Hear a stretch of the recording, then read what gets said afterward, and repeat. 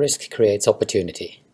Megrow's clients, blog readers and students often raise their eyebrows when I use this mantra. An article on Bloomberg's website published on the 14th of April this year appears, at first glance, to support a more traditional view that risk management is about avoiding downside only. Welcome to another episode of the Megrow podcast. It's mid-April 2021 and I'm scheduled to get my first mRNA 1273 injection at the end of this month. In this podcast, I re-emphasize that a solid and well-run ERM framework must cover the downside and the upside aspects of uncertainty. Shortly after the most recent result announcements of Credit Suisse, Bloomberg wrote about a crash course on risk management for the bank's CEO. According to Bloomberg, risk managers at Credit Suisse were told by the CRO to, quote, stop thinking only about defending the bank's capital and also look at strategic business priorities, end of quote. So for this article, I assume the quote shown above was indeed made by the Credit Suisse CRO, who no longer works for the bank as I record this podcast, and that the quote was reported accurately to the press. When I first read it, I immediately thought, I say that all the time.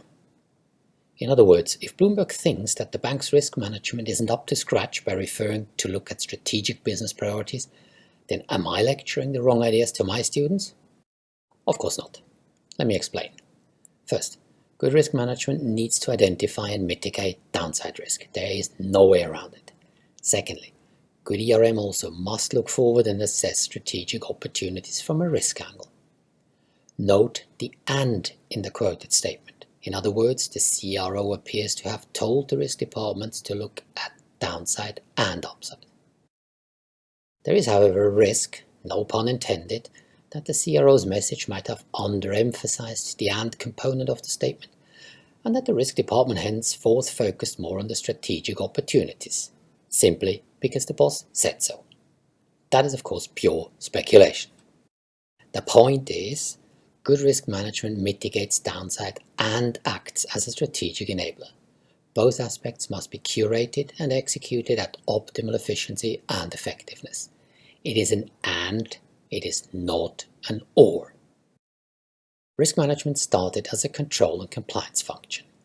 More recently, though, practitioners and scholars started realizing that risk management adds even more value if the control aspect is combined with a more forward-looking and strategic approach. ERM was born.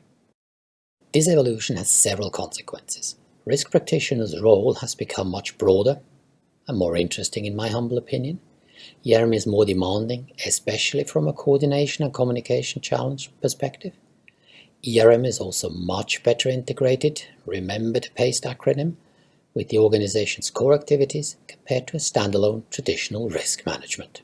So the take-home message is that good ERM minimizes downside and supports strategic risk-taking. It is both, not just one. Thank you for staying with me during the past few minutes. Subscribe to the channel to receive automatic updates. Enjoy whatever you're doing, stay safe, and until next time, goodbye for now.